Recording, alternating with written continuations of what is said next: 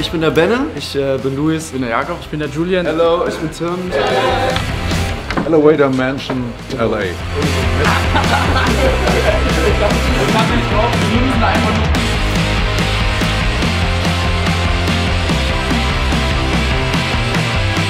Also, wenn du heute auch ohne Schlipper im Grünland willst und tanzen willst, sag Bescheid.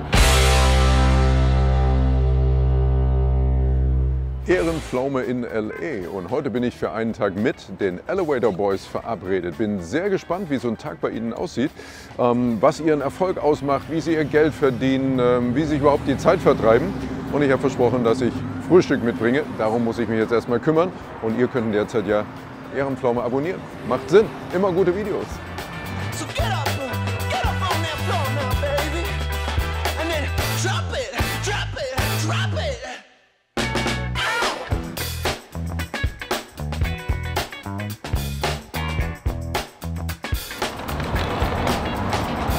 Hey, Breakfast!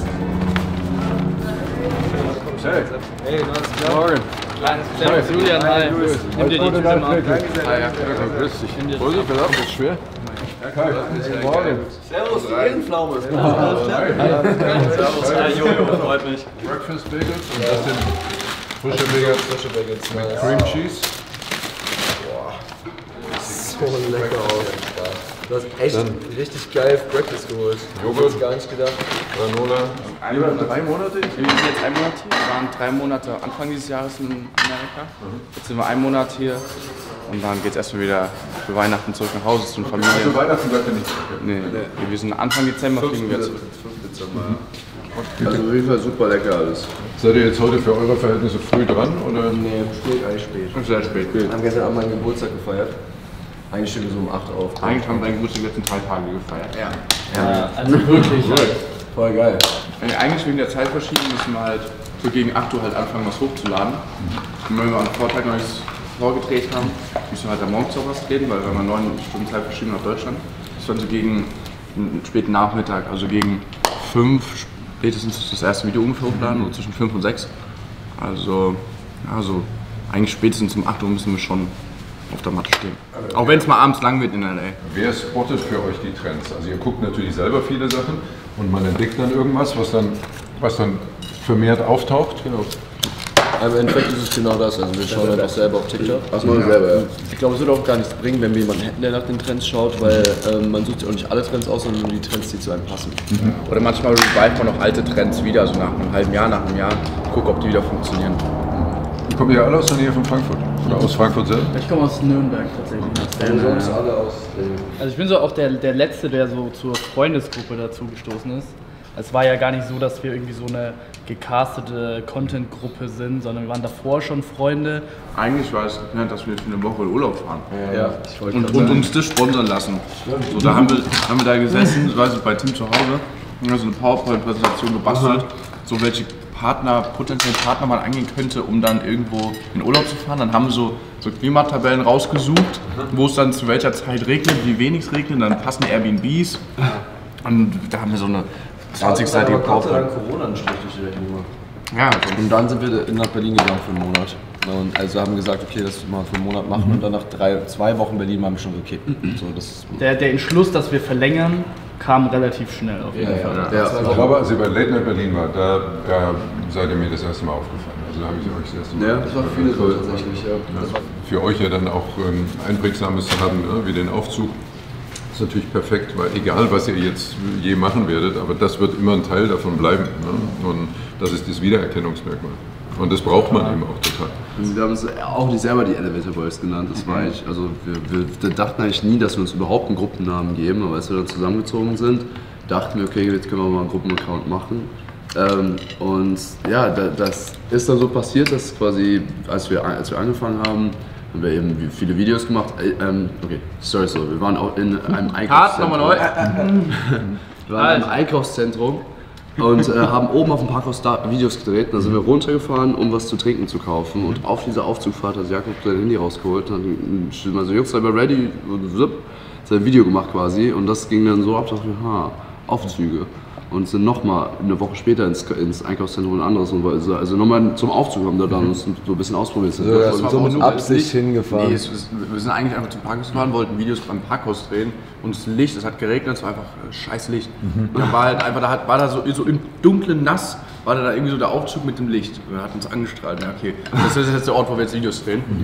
Wieder Videos gedreht und dann auch wieder nach einem Tag mehrere Millionen Views gehabt und das war noch zu dem Zeitpunkt noch relativ neu für uns. So, krass, was passiert hier? Und dann haben die Leute schon uns in den Kommentaren angefangen, die Das war beim zweiten Mal. Das war genau beim zweiten Mal, genau. Und dann, das sind noch die Jungs aus dem Aufzug, das sind noch diese Elevator Boys. Und dann irgendwann haben wir einfach diesen Namen adaptiert, einfach so für uns genutzt. Waren ja schon gebrandet. Genau, waren schon gebrandet und dann haben wir gesagt, okay, passt. Wir sind international, nehmen wir.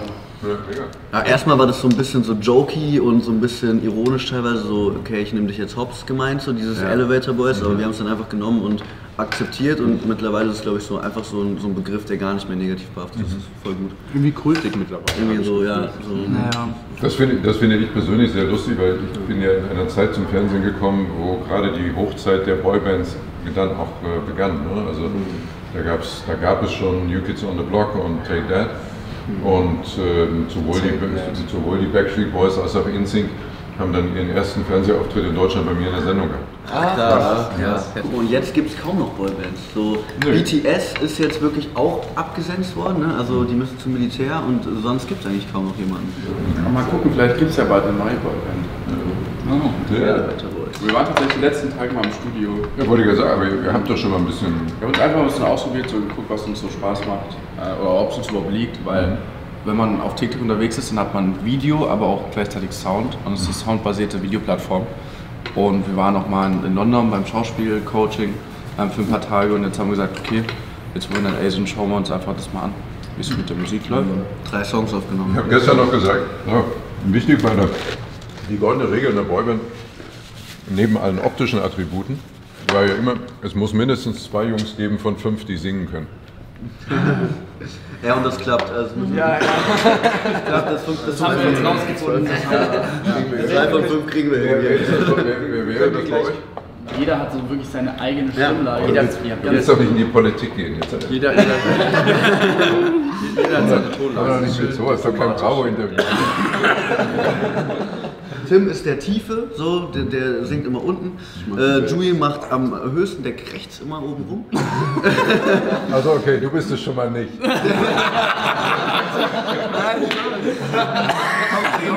Die Tiefenlagen haben Vorteile, weil da kann man viel ausgleichen. Ja? Ja. Aber es ist trotzdem die Top-Stimme. Also die ist halt meistens im Hintergrund. So. Die Liedstimme? Die Liedstimme. Das ist die Liedstimme. Jakob ist der Charmeur. Der trällert immer so ein bisschen. Ne? Und Louis ist eigentlich auch so ein eher Rapper, oberer Bereich. Aber sauberer im oberen Bereich. Ja. Auch sauber im oberen Bereich. Tatsächlich treffe ich die Töne ganz gut. Rapper und... Du bist Background-Dancer. Genau, das ist nämlich Ich das bin Nächste. Beatboxer. Zwischen den 2 Jungs, die singen können, ne, ist bei den anderen natürlich entscheidend, dass sie auch gut tanzen können. Ne? Das war Aber ich glaube, das Ding ist, was wir haben die ganze Zeit schon Bock gehabt auf Musik, so, weil alle uns ja auch mit einer Boyband verglichen haben. Aber jetzt sind wir quasi eine Social Media Boyband fürs Entertainment. Aber wir haben die ganze Zeit schon mit dem Gedanken gespielt, mal ein bisschen Musik zu machen. Aber ich glaube, wir hatten jetzt in letzter Zeit immer noch mehr Angst vor der Fallhöhe, die dadurch mit herkommt und eingeht. So. Ja, weil, und jetzt haben wir so, nachdem wir wirklich im Studio waren, haben wir so frei gefangen, dass wir gesagt haben, hey, ganz ehrlich, bei TikTok war es genauso, wir haben am Anfang jetzt erstmal durch diesen Sturm an Gegenwind durchgekämpft und jetzt haben wir Rückenwind, weil auf einmal die Leute es irgendwie dann doch cool finden. Und bei der Musik wird es dann genauso sein. Ich glaube, wir haben so einfach den Entschluss gefasst, einfach probieren und einfach einen Fick drauf geben, was die Leute sagen. Und einfach unser Ding machen, das was uns Spaß macht und gucken, wie weit es halt geht. Das Problem aktuell in Deutschland ist halt, das hat Brandon euch auch gesagt, ist einfach so, dass so eine Cringe-Gesellschaft entstanden ist, wo Leute alles, was neu ist und alle, die sich irgendwie ausprobieren, wird direkt als mit Cringe abgestempelt. So Cringe. Ja, und da musst du dich erstmal durchkämpfen, bis du da dann irgendwie dran vorbeikommst. Wenn man so auf so Plattformen unterwegs ist, man die eigentlich ja einfach nur bespielt und das machen wir auch sehr, also das machen wir, indem wir eigentlich so ein bisschen wie in Rollen schlüpfen und quasi die Videos, die wir dort drehen, das sind ja nicht immer unsere Charaktere oder unsere Persönlichkeiten, sondern einfach dient dem reinen Entertainment. Und das vergessen die Leute oft und insbesondere in Zeiten, oder wo Leute viel Hate abbekommen, wenn sie es von TikTok oder als wir damals da mal so ein bisschen Gegenwind bekommen haben, war das immer voll persönlich gegen uns, obwohl wir eigentlich so ein bisschen wie geschauspielert haben quasi. Ihr spielt ja auch am Ende bewusst ja auch mit einem gewissen Klischee, was ja auch völlig okay ist. Ne? Jeder Creator oder jeder, der in der Entertainment-Branche ist, einfach nur Leute entertainen oder ihnen ein gutes Gefühl nach Hause mitgeben. Ich glaube, keiner von den Leuten, die auf YouTube, Instagram, TikTok irgendwie unterwegs sind, wollen irgendein schlechtes Gefühl den Leuten nach Hause geben oder irgendwie negative Vibes spreaden.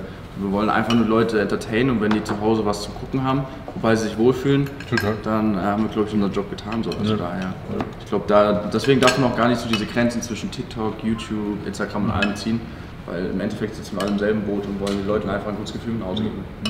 Viele Leute, die jetzt meine Videos schauen, kennen euch ja vielleicht noch gar nicht. Ne? Insofern müssen wir gleich noch, das machen wir aber gleich mal eine kleine Vorstellungsrunde machen, dass ihr nochmal ganz kurz sagt, also wer ihr überhaupt seid, was ihr macht und was ihr vorher gemacht habt, wo ihr herkommt, ne? Damit man mal eine Idee davon hat. Hallo Leute, ich bin der Benne, ich bin 21 Jahre alt, ich bin Teil der Elevator Boys, bin das jüngste Mitglied und ja, herzlich willkommen in unserer Mansion. Ich trinke hier gerade einen Brokkoli-Spinat-Shake, der sehr gesund ist und ja, trinkt genug und seid lieb zueinander. Tschüss! Wer ist der Nächste? Ja, das ist der Spot hier. Ich war gerade zugehört, was Benner gesagt hat. Hi, ich bin Luis und ich bin auch einer von den Fahrstuhljungs und ich mag schwimmen, basteln. Spaß. Ja, ich wohne hier mit den Jungs zusammen, seit jetzt knapp 1,5 Jahren, macht sehr viel Spaß. Ich komme eigentlich aus Frankfurt, habe mal ein Jahr lang in Australien gelebt, bin halb Türke und ja, ich würde sagen, jetzt kommt auch schon der Nächste. Ich bin 23. Ich bin der Jakob, 23 Jahre alt, bin auch Teil von den Jungs. Meine Qualifikationen sind Englisch, Französisch, nicht fließend. Ja, das war's. Nee, ich komme aus Frankfurt, habe viel Spaß daran, kreativen Content zu erstellen auf diversen Plattformen, Instagram, TikTok und YouTube. Und mal gucken, wo uns die Reise noch hinträgt. Tschö. Servus, ich bin der Julian, ich bin 22 Jahre alt, ich komme als Einziger aus der Nähe von Nürnberg und bin auch der Einzige, der studiert noch. Ich glaube, das merkt man auch. Und ja, bin auch ein Teil der Elevator Boys. Mega geil, hier mit den Jungs zusammenzuleben, Kamerateam dabei. Wirklich krass und ich freue mich auf den Dreh mit Kai heute. Hallo, ich bin Tim, ich bin 23 Jahre alt und damit knapp der älteste von allen. Also wir sind von 21 bis 23. Ich war nach dem Abi ein Jahr im Ausland, dann habe ich 3 Jahre in Mannheim studiert, BWL studiert. Und ja, dann kam das mit den Jungs auch schon auf gegen Ende des Studiums und jetzt leben wir seit 15 Monaten zusammen. Um es nochmal in eine Nutshell zu packen, wir sind wie eine Entertainment-Boyband, die noch nicht singt, um das mal so zu beschreiben. Und ja, willkommen bei uns zu Hause. So, jetzt wisst ihr, mit wem ihr es zu tun habt. Du bist der Einzige von euch, der mehr Follower auf Instagram hat als ich.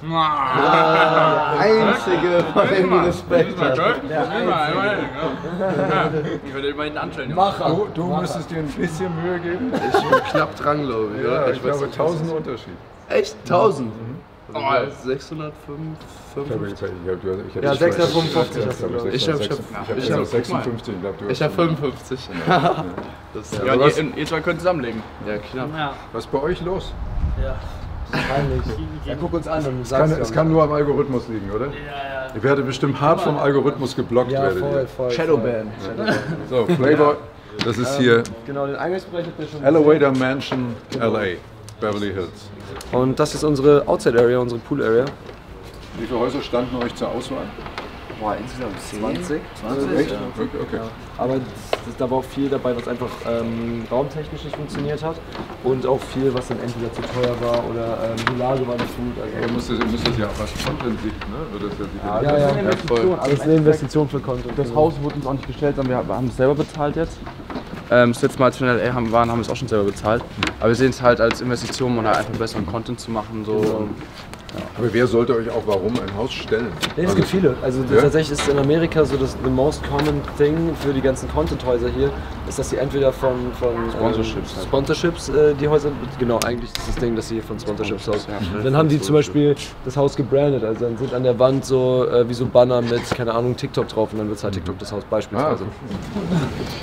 Wie lang ist die Liste der Verhaltensregeln, die ihr unterschreiben musstet hier für das Haus? Ich glaube, die ist gar nicht so groß. Ja, also das Barbecue muss man auf jeden Fall anmelden. So. Ja, das muss man limitieren. Aber die Kaution ist auch knackig. Ja. Also macht keinen Spaß. Die haut rein. Das passt mir auch echt auf. Also. Davon leben so ganze Businesses. Also wer so, auch so, es gibt ja viele Leute, die ihr Privathaus auch für Filmproduktionen oder für Fotoshootings vermieten. Und am Ende ist immer die Hoffnung, dass was kaputt geht, sodass die Versicherung es dann erneuern muss. Ja. Voll. Cool? Ja, genau. Ja, das ist ganz witzig, wir haben hier alles doppelt, weil es ein jüdischer Haushalt ist. Also wir haben hier zweimal 2 Besteckschubladen, 2 Spülmaschinen. Und hier alles so richtig gekennzeichnet mit Meat. Ja, stimmt, wir sind noch 2 Spülmaschinen. Ja, wir haben auch 2 Küchen. Es ging mir vorhin schon so, als ich reinkam. Ich dachte, irgendwas ist hier nicht ganz koscher.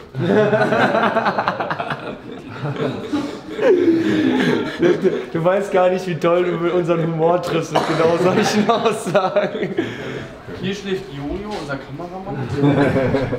Wo ist er denn? Hier, vor der Waschmaschine. Vor der Waschmaschine. Da ist ein Bettchen. Wer macht denn die Wäsche für euch? Ich habe selber Wäsche gemacht.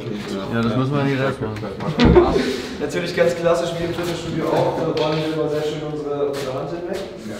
Sieht man hier sehr gut. Hat gut geklappt. Ja, sieht stark aus. Ich glaube, wir können auch schon weiter. So viel gibt es jetzt hier. Alles in der Griffbereich.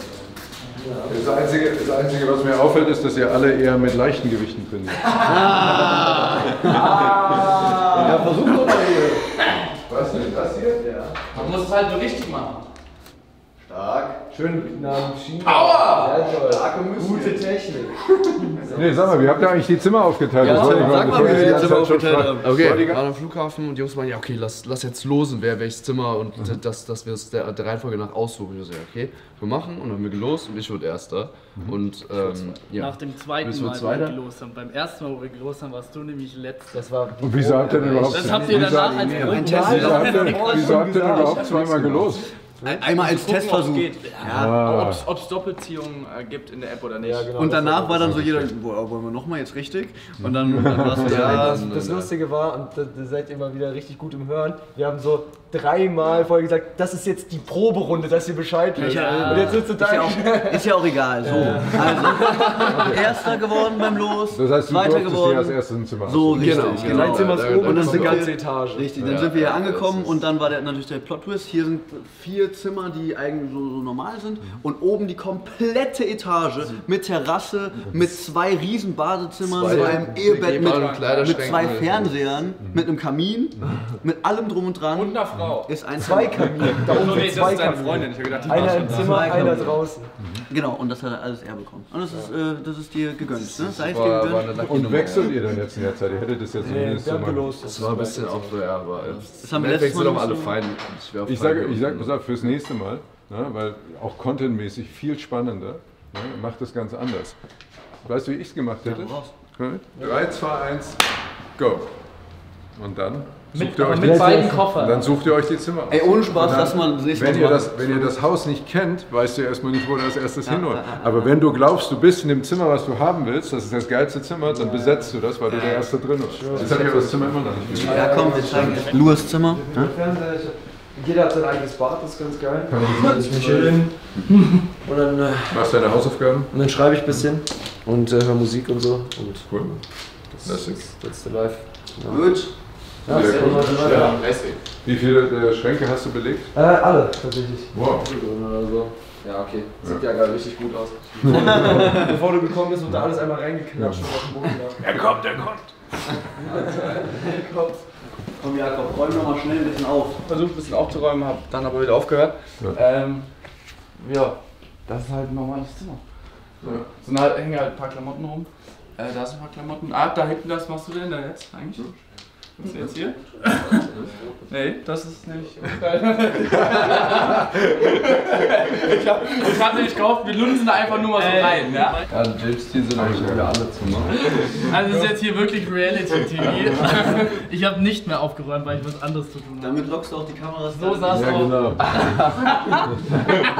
Das sieht schon fast extra unaufgeräumt aus. Okay. Ja. Gibt's nicht irgend so ein Messi? Gibt's nicht irgend so ein Messi-Format bei RTL 2 oder so? Da kommt doch Messi, Vera in Feen, nee, Hera. Die gibt's auch, aber die machen andere Sachen, glaube ich. Also, Der Trödeltrupp.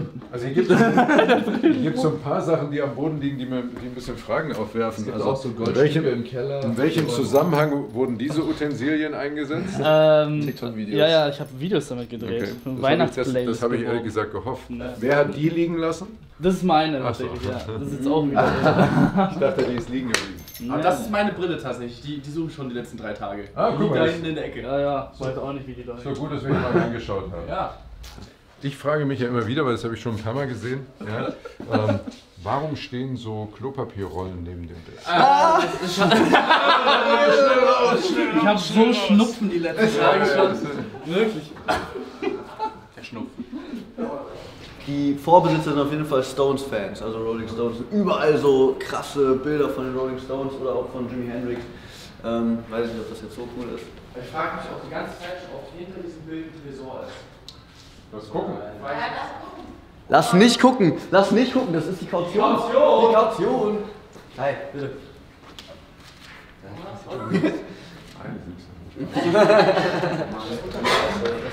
Nein, lass doch hochgehen. Das ist stimmt. Ihr seid bei mir auch ins Zimmer reingegangen. Oben ist noch seine Freundin. Ach so, jetzt habe ich Halt Jetzt habe ich es verstanden. Ja, seine Freundin ist oben. Ja. Ist die Luft rein? Nein! Ja, jetzt haben wir die 4 Zimmer gesehen, jetzt gehen wir hoch ins letzte Zimmer. Jeden Abend eine andere. Das ist ja nicht mehr Elevator Mansion, das ist ja Playboy Mansion. Das ist ganz wild hier oben. Alter. Auch eine Sauna in einem. Alter, was ist das für ein Bad? Ja, das ist 1 von 2. Und das ist mit Balkon. Das ist ein Girls Bathroom. Können wir mal die Shades hochmachen? Hier ist doch komplett bei mir ein riesen Balkon nochmal. Der Balkon ist größer als unser Zimmer. Wenn man das mal filmt, den Vergleich Körpergröße zur Dusche, das ist echt. Ja gut, bei Ja, bei mir ist aber das ist schlechter Vergleich, aber. schlechter Maßstab. Hier. Hier ist die Bedroom Area. Das ist hers and his. His and hers. Bathroom. Ja. Kann man machen. Mal die aussuchen, wo man duschen kann. Und Kann man machen. alle, die Jungs wollten ganz unbedingt festnageln, wer sich das erste ein Zimmer aussuchen will. Ich war so, ach komm, können wir erst mal hinfahren. Nein, wir losen das jetzt aus. Und hier haben wir noch eine kleine Terrasse. Sind wir halt so selten, weil wir immer durch dein Zimmer latschen. Ja, Wirft auch Fragen auf. Trocknen. Ach, zum Trocknen. Zum Trocknen. Entschuldigung. Top. Zum Trocknen. Wir benutzen hier oben die Terrasse kaum. Was eigentlich echt traurig ist, weil wunderschön, so Ihr riesig. solltet euch eine Tischtennisplatte hier hinstellen. Ja, das wäre mal was. Das wäre richtig geil. Kunstwerk hier oben. Also wenn ihr jetzt eine längere Zeit hier seid, ne, und irgendwann klar ist, okay, die Jungs sind jetzt, keine Ahnung, 4 Wochen, 6 Wochen LA, dann meldet sich natürlich am Ende wahrscheinlich auch jeder, der irgendwie Bock hat, euch zu treffen. Und Ja. sagen, hey, ich bin da, ich bin auch gerade da. Es ist immer cool hier zu sein. Das ist immer Ich finde generell vor allem in dieser LA Entertainment Blase ist es so, man muss schon aktiv mit den Leuten auch connecten. So. Also das erste Mal, als wir hier waren, wo wir auch viele sehr wichtige Kontakte gemacht haben, sind wir wirklich jeden Tag raus bis 2, 3 Uhr nachts. So, und dann erstmal wirklich gucken, okay, welche Leute kann man kennenlernen. Am nächsten Tag sind wir wieder halt um 7, 8 Uhr aufgestanden, haben halt gedreht. So, das war halt über eine lange Zeit, war es echt anstrengend. Es war dann keine Party, um Party zu machen, sondern halt um Leute kennenzulernen, um halt hier einfach auch Leute zu haben, mit denen man gut Zeit verbringen kann. Einfach. Warum hat eigentlich ausgerechnet dieses Video mit Heidi so unglaublichen Reach bekommen? Ich meine, das ist ja outstanding, oder? Ich glaube, auf dem Gruppenaccount ist das most viewed, glaube ich. 50 Millionen habe ich gestern gesehen. Ich glaube, weil 50 Millionen? 50 Millionen, ja. Achso, das war das, ja. Wegen dem Hype, der Wegen da, dem das GNTM-Faktor, gegen der damals war. Es gab wirklich so Verschwörungstheorie, Videos. Deshalb müssen die Jungs bei GNTM sein. Also, sie sind jetzt und jetzt da und Heidi ist so tralala. Bilder gefaked von ihm am Set. Und Ja, das sogar. Das und, und wirklich, also da waren Videos, die von Leuten, das war denen erstes Video, es hatte 2 Millionen Views, also das war schon so ein Ding. Ja, dass er von Deutschland aus kam, der Hype daher, dass eben die Connection zwischen uns und Heidi erstmalig so auf TikTok irgendwie so publik wurde.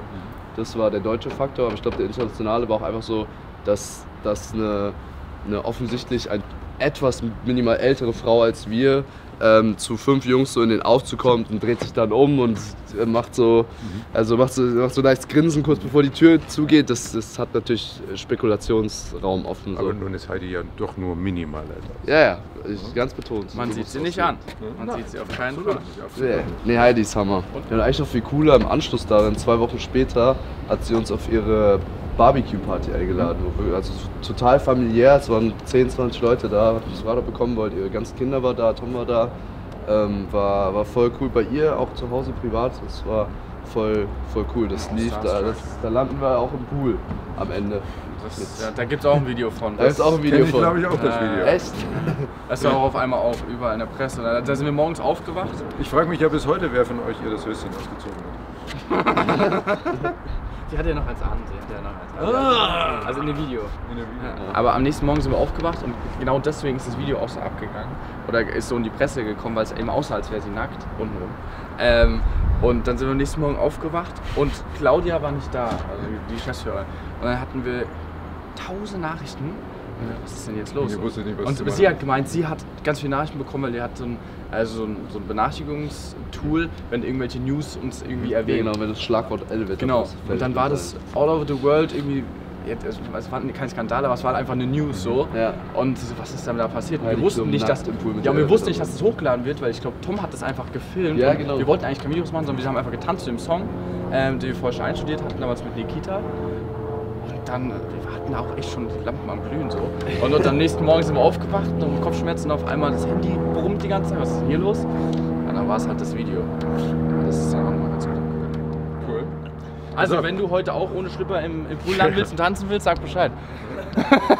Aber jetzt gucken wir uns mal an, wie so ein Alltag für euch überhaupt aussieht. Ihr habt ja noch ein bisschen was zu tun heute, oder? Oder habt ihr schon alles abgehakt? Wir haben heute Morgen schon viel gemacht. Aber wir haben uns gedacht, wir bringen dich heute mal so ein bisschen dazu, mal so ein bisschen wie ein Elevator Boy zu sein. Also wir werden versuchen, dich mal so typisch einzukleiden. Wir machen mal ein paar Bilder mit dir, ein paar Videos dann. Eigentlich hat er schon einen guten...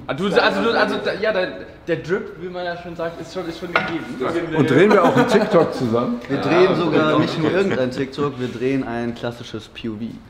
Mal sehen, wie du dich schlägst mit den verführerischen Blicken. So wie du mich gerade anguckst, klappt das schon ganz gut. Okay. weil ihr müsst eins wissen, TikToks von und mit mir sind Kult und gehen immer viral. Oh, das mit denen, das war super. Das passt ja auch in die Kategorie Cringe, also da bist du hier genau richtig. Genau. Ehrenpflaume. Genau darüber rede ich. Ja, dann machen wir das doch, oder? Alles klar, dann machen wir das doch. Na dann, mal ab in die Tür, in die Kleiderschränke, oder? Bei mir wird es ein bisschen grungiger, ein bisschen E-Boy-lastiger. Hier meine Treter mit Metallsohlen. Hier ein löchriges Hemd, was eng anliegend ist und eine richtig krasse Kette. Also ein klassisches Unterhemd, eine Collegejacke, eine Bag, eine Cappy, Sonnenbrille. Noch eine Herrenhandtasche dazu, ist jetzt auch wieder in. Mal gucken, ob es ihm steht. Und als erstes machen wir All Black mit so ein bisschen Grunge, als zweites machen wir so, ne? Und als so, ne? Ja, was ihr eben gesagt habt. Und als drittes machen wir Solid. Wollen wir nicht so ein Polunder-Hemd noch machen? Ich habe so einen geilen grünen Adidas Originals Pulli. Also Polunder. Das schon ein bisschen auf Klischees gehen. Schon ein bisschen auf Klischees gehen, finde ich. So ja, aber das ist doch Elevator Boys Klischees. Was ist der Plan? Dass wir jetzt quasi alle 3 Outfits einmal bei uns in die Elevator Boys Story posten und dann die Community abstimmt, welches Outfit Kai anziehen soll, mit dem wir dann in die Stadt gehen.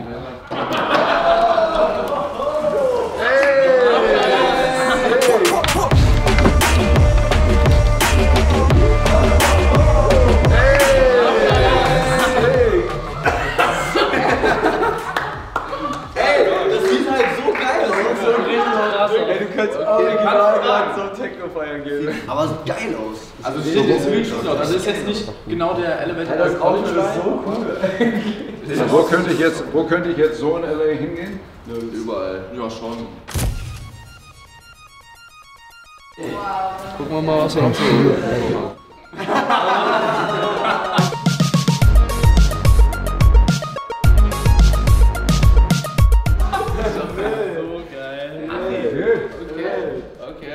Ey, das ist irgendwie schon cool. Totally different. Das ist sehr, sehr geil. Aber ist cool, das ist auf jeden Fall LA. Okay. Hey, I'm way up, could never be under you. And I never move like a sucker do. Came out the mud and it wasn't because of you. Look at my stats, I got too many W. Das sieht halt ernsthaft gut aus. Das sieht halt richtig ernsthaft gut aus. Ich würde die Hose einen Ticken runterziehen. Ja, sieht geil aus. Mach die Hose über die Schuhe. Ich dachte, die hängt schon in der Kniekehle, die Hose. Du musst noch tiefer. So. Ja, das ist schon so mehr so College Ball. Also auf jeden Fall. Okay, pass auf, es gibt gleich eine Abstimmung. Wir machen natürlich auch hier noch einen kleinen Walk, dass ihr nochmal überlegen könnt. Wir schneiden euch die alle nochmal hintereinander, die 3 Walks. Na, und dann könnt ihr abstimmen, welches euer Favorite ist. Welches ist euer Lieblingsoutfit? 1, 2 oder 3. Ja? Und wir machen es gleich auch direkt bei uns auf dem Kanal. Machen eine Abstimmung, mit welchem Outfit wir gleich mit dir in die Stadt gehen. Wie mit ich soll so in die Stadt Klar. gehen? Okay, dann muss ich eine Sonnenbrille tragen, damit mich keiner erkennt. Du kannst auch Kopfhörer bekommen, keine Angst. Ja, meinst du, er kennt mich, meinst du, wenn ich Dann Kopfhörer nee, trage? du hörst die Leute nicht schreien. Ach so. Ich dachte, du meinst jetzt, wenn ich Kopfhörer trage, erkennt mich definitiv niemand. History. All of your talking, making no sense to me.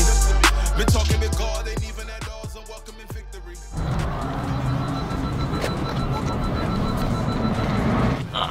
Ich habe echt Glück gehabt. Das Outfit hat bei der Abstimmung gewonnen. Das hätte auch ganz anders ausgehen können.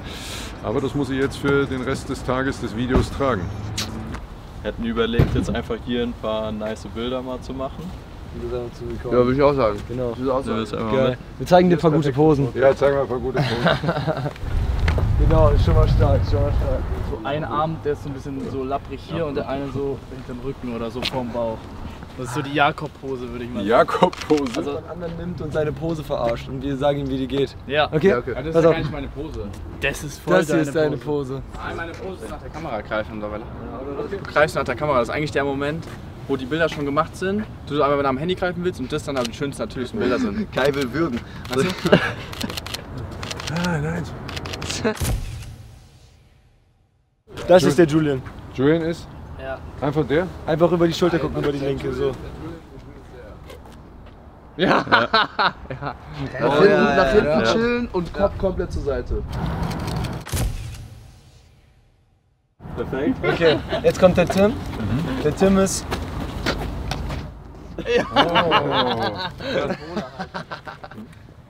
Ja, genau so. Wie macht der Benne? Er wüsste gar nicht, was ich mache. Ja. So ein Quatsch, wirklich. So, warte, so komplett Kiefer beißen, richtig anspannen, dann den Hals so richtig Den Hals überstrecken. hochrecken und nach rechts strecken.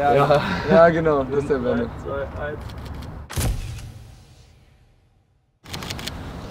Ja, okay, jetzt fehlt auch der Luis. Was ist denn krass, der Luis? Der Luis macht aber auch oft so, finde ich. Der Luis macht doch immer so den hier, so. Den macht Luis. So. Das ist einfach der Bird. I'm the Birdman.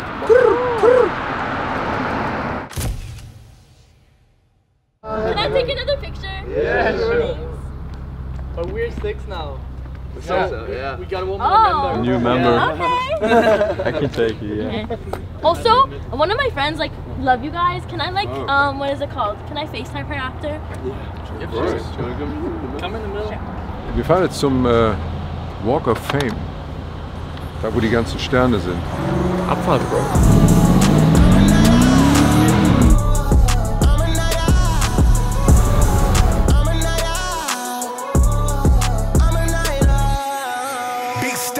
No, I got that faith walk. Why you got that drip? I let my wave talk. Told me pick a side, but now my place stuck. Yeah, I read what I feel, but what you take off. Mach einfach mal so, als wärst du Eminem. Aber du musst mal so einen GTA-Walk machen, oder so? Es sieht aus, als wärst du so ein Rapper, hier so Fan. Ja, jetzt.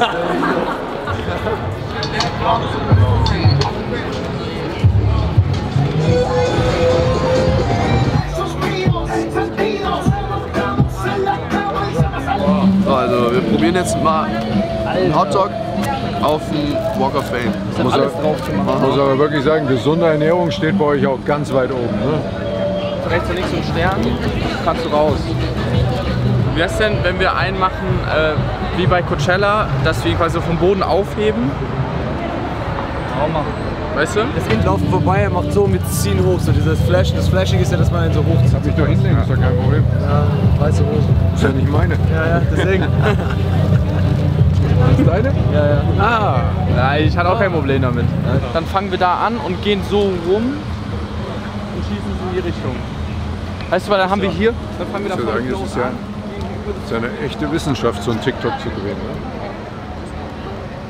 Oder wie wäre bei Hop ohne Sonnenbrille, vor einem Stern, ohne Sonnenbrille. Das Video geht los, du filmst von da, von unten mit Stern drin und dann steht er auf. Setz die Sonnenbrille auf. Setz die Sonnenbrille auf und wir kommen rein. ja, von da. Sehe ich mich.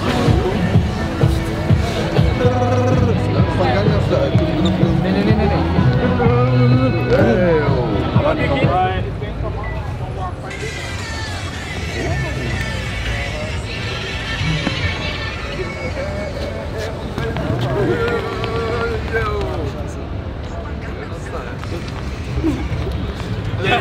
Erster Versuch. Ich erkläre nicht.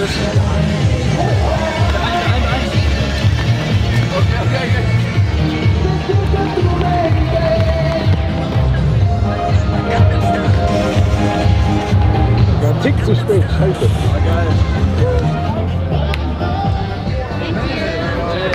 Ich bin bereit. Von mir aus hätten wir es längst im Kasten. Aber schau, das ist Gesicht. Was direkt nochmal machen?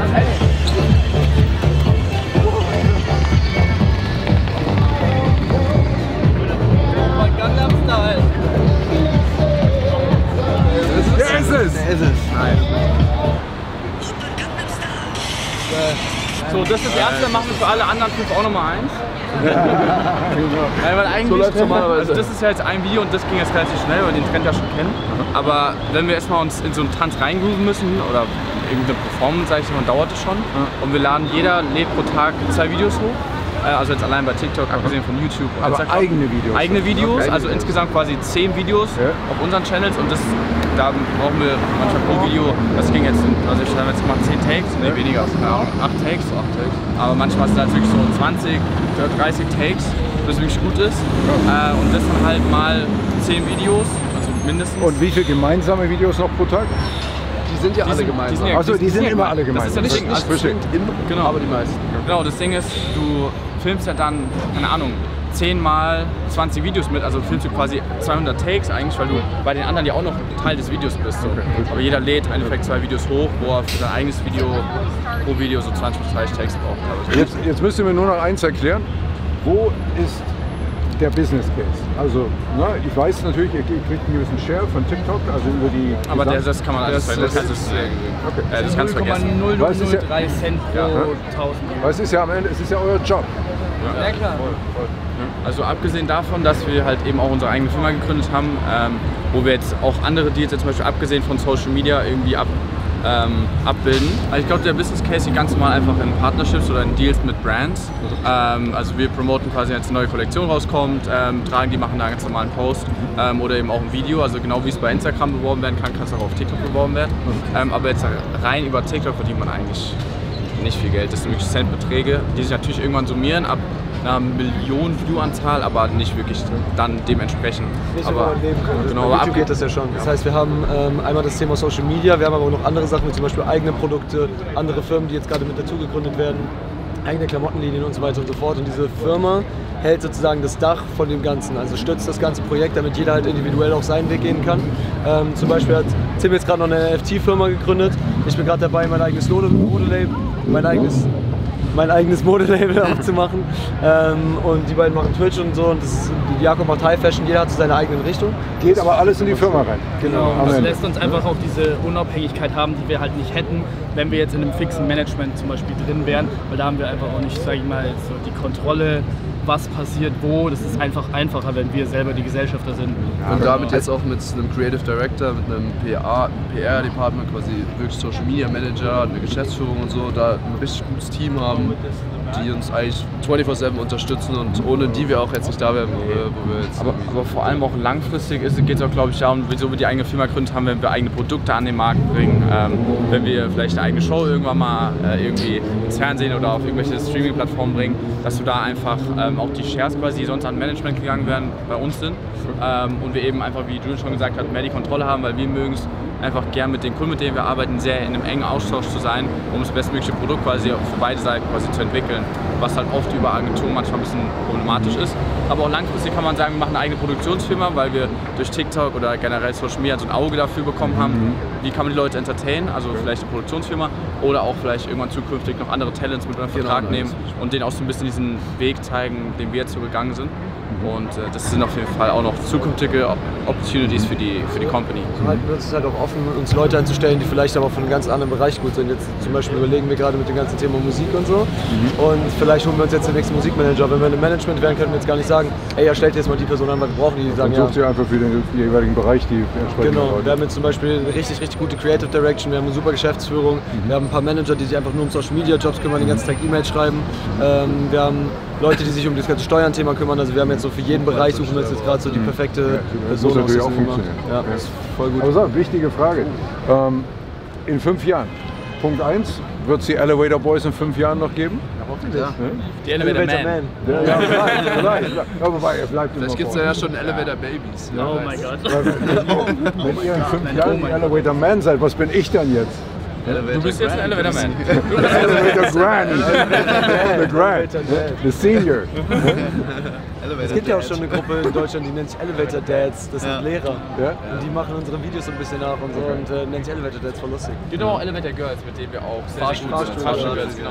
Mit denen wir seit Anfang an. Es gibt die Fahrstuhl-Omis, die sind in einem Altenheim. Und es gibt die Escalator Girls, die haben uns jetzt auch gefounded und schreiben das immer dazu. Aber um die Frage zu beantworten, also ich denke mal, die Elevator Boys wird es auf jeden Fall noch geben, also zumindest die Brand. Ob wir dann noch zu 5 vor dem Spiegel stehen und TikToks drehen, weiß ich nicht. Kann sein, aber ich denke mal, wir haben noch größere Projekte im Auge gerade und ja, schauen mal, wo es uns so hintreibt. Aber die Brand und wir zu 5, uns wird es, glaube ich, schon noch sehr viel länger als 5 Jahre. Und jeder einzelne von euch, in welche Richtung, also wo sieht man sich am ehesten? Also Musik, Schauspiel, Comedy, kann ja auch Moderation sein, kann ja jeder Modeling. Ja. Also ich bin jetzt gerade dabei, mein eigenes Modelabel zu gründen, mit einem guten Freund von mir zusammen, mit Nick. Und jetzt gerade fange ich eigentlich nur an, eigene Klamotten zu designen, die ich dann entwickeln lasse, damit ich sie dann erstmal tragen kann bei den ganzen nächsten großen Events und so. Und halt in dieses Thema ein bisschen mehr einen Einstieg zu haben, damit die Leute auch sehen, ey, ich design meine eigenen Stuff und dass da einfach so ein Weg entsteht. Zusätzlich habe ich ein Kunstprojekt, was ich aktuell gerade mache. Dazu kann ich leider noch nicht so viel sagen, aber das wäre auch noch ganz geil. Und sonst Schauspiel, Musik ganz großes Thema bei mir auch. Also es ist so viele Projekte. Also eigentlich alles. Ja, also ich finde es immer cool, wenn man sich irgendwie aktiv hält mit verschiedenen Projekten, weil wenn ich zu sehr immer nur in einem drin wäre, dann würde ich, glaube ich, gar nicht so den weiten Blick haben für alles außenrum. Deswegen mache ich immer gerne ganz viel gleichzeitig. Dann habe ich manchmal die Kreativität von dem einen Projekt und kann es übertragen ins nächste. Und ja, deswegen ist es so mein... Bei dir? Bei mir ist Schauspiel so der größte Punkt. Sowohl mit den Jungs als auch alleine. Wäre Schauspiel eigentlich so die Traumkarriere, schon seit ich klein bin, wollte ich eigentlich Schauspieler werden. Gleichzeitig Musik, macht mir super viel Spaß, ist voll geil, auch gerade mit den Jungs. Ich glaube auch einfach da kreativ zu werden, ist nochmal so was ganz anderes als TikTok. Das eröffnet nochmal so einen ganz anderen Kosmos, künstlerisch gesehen. Weil bei TikTok ist man schon irgendwie so ein bisschen in Borders teilweise, so mit Trends und so. Da freue ich mich auf die Zeit, was kommt. So. Wir planen an genau diesen Sachen gerade. Gleichzeitig so ein bisschen in die Entertainment-Branche. Also wir beide machen zum Beispiel einen Twitch-Account gerade auf und ja, hätten vielleicht auch Aussichten auf einen Podcast. Das wäre auch super geil. Oder vielleicht eine eigene Show. Ja, ich würde am liebsten auch eigentlich alles machen. Also ich sehe mich am meisten auch so Schauspiel, Musik. Aber wo ich mich jetzt so gerade befinde, ist eher so die Comedy-Entertainment-Branche, sage ich jetzt mal so. Also sehr viel Comedy, sehr viel Humorvolles, viel so Quatsch mit den Leuten, Entertainment, sowas. Quatsch mit Soße machen. Ja, aber es sind so Bereiche, die sich halt gar nicht überschneiden, also komplett unterschiedlich sind. Zum Beispiel interessiere ich mich auch sehr für so Sporternährung und so. Da wird jetzt auch was kommen, da bin ich auch in der Planung an einem Projekt. Genau, wie gesagt, das Twitch-Projekt haben wir auch noch. Und sonst Schauspiel und Musik sehe ich eher als Gruppenprojekt einfach. Genau, gar nicht jetzt so meine Intention, alleine irgendwie Musik zu machen. Also ich sehe uns da schon als Gruppe dann eher. Cool. Ich sehe mich genauso, wenn Musik, dann eigentlich nur in der Gruppe. Und, aber ich habe eigentlich insbesondere den Hintergrund, so ich habe ja BWL studiert und ich wollte eigentlich schon immer so in die Business-Richtung, in die Startup-Welt vor allem. Ich bin jetzt gerade dabei, neben diesem ganzen Elevator Boy Kosmos ein Startup zu gründen. Es geht um eine App, also um eine App und eine Agentur tatsächlich. Und ja, so Brand Imperium-mäßig, vielleicht auch in die Investorenrolle in ein paar Jahren reinzutauchen. Ich finde das unheimlich spannend, was wir mit Cabo alles vorhaben, mit unserer Firma, die wir zusammen gegründet haben, die neuen Departments, sei es eine Produktionsfirma, sei es neue Talents etc., da anzunehmen und ja, wie so eine Art Business-Imperium zu schaffen, aber gleichzeitig auch in der Entertainment-Welt, Musik, Schauspiel etc. stattzufinden. So, Jakob, last but not least. Ja, +1. Genau. Nee, ich habe Irgendwas, was die anderen jetzt noch nicht gesagt haben. keine Bowling-Karriere, Dart. Sehe ich mich sehr. Über heiraten hat noch keiner gesprochen. Wir haben geheiratet übrigens. Ja. Wir sind verlobt. Ja, wir wirklich heiraten. Elvis Hochzeit hatten wir. Nee, aber abgesehen davon, dass wir irgendwann Kinder bekommen, wir zwei. Ich habe damals, bevor ich zu Social Media gekommen bin, habe ich gemodelt und da würde ich jetzt gerne wieder so ein bisschen zurück, vor allem unter diesem Fashion-Hintergrund. Ich war jetzt viel bei Fashion Weeks unterwegs und das so ein bisschen zu vereinen. Vielleicht kann ich irgendwann die Kampagnen selber schießen, die ich irgendwann bewerbe. Also das ist der eine Punkt und ich sehe es auch genauso wie die Jungs. Musik so als Gruppenprojekt, ich glaube, da ergänzen wir uns ganz gut, es macht uns mega Spaß und gucken, wie weit das geht. Ansonsten so, ich würde sagen, in 2 Jahren dann so den Schritt zum Acten, zum Schauspielen machen. Aber jetzt gerade aktuell eher so, ja, das kurzformigere, sage ich mal, Entertainment. Also jetzt zum Beispiel noch die Plattform bespielen und dann mit den Jungs zusammen hoffentlich coole Musik machen. Ja, ich kann euch nur sagen, es hat mega Spaß gemacht. Also auf jeden Fall diese positive Ausstrahlung und die Energie und so, das kommt total rüber und ja, total offen. Ebenso. Uns hat es auch echt Spaß gemacht, ja. Ja, wann immer ihr Fragen habt, ruft mich gerne an. Ja, wenn ihr irgendwas. Auch du, wenn du noch einen Style-Ratgeber brauchst. Ja. Ich habe ja jetzt meinen neuen Style. Ich habe jetzt 3 neue Styles, die ich jetzt in mein Leben integrieren kann. Montag bis Mittwoch am besten. Ja. Damit können wir mal nach Berlin gehen. Ja, ich wollte gerade sagen, nicht vergessen, Jungs, wir sind in 5 Jahren sind wir fürs Berghain verabredet. Ja. An meinem 60. Geburtstag. Gerne. Das war doch auf jeden Fall. Ja, da feiern wir rein. Ihr lacht. Und 3 Tage raus. Die lachen und ich mein's ernst. Ja, wir werden da sein, So, und da muss ich natürlich hier meiner Community noch sagen, ihr habt ja vielleicht die Jungs heute erst kennengelernt. Also 4 von den 5 brauchen definitiv auf Instagram noch euren Support. Du hast die Video geknackt. Ihr könnt mich trotzdem supporten. Ja, nein, Support ist ja alle. Ich verlinke das natürlich alles in der Videobeschreibung.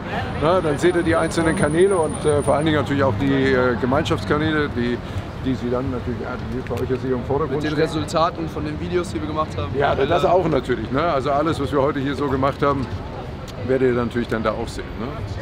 Vielen Dank. Vielen Dank. Und ich kann euch nur sagen, danke, jederzeit. Gut siehst du aus. Ja. Gut siehst du aus. Ich muss jetzt noch gucken, in welchen Club ich heute noch gehe. Mal gucken, wo ich hier so vielleicht gehen wir ja zusammen. Ja, wir gehen nochmal zusammen los. Ja, auf jeden Fall. Danke, so Jungs. Leute, ne? Und ihr wisst Bescheid, wenn es euch gefallen hat, ne? Abonniert, Ehrenpflaume, lasst Kommentare da, könnt alle möglichen Fragen stellen und der Daumen muss nach oben. Der Julio meinte übrigens auch schon, dass die Kette bei Halbzeit sein. Ah, nein. Ihr seid so gut zu mir. Boah, die Hose, die Kette, ein Das war ein Träumchen mit Fläumchen. Also, ciao, ciao. Ciao, ciao.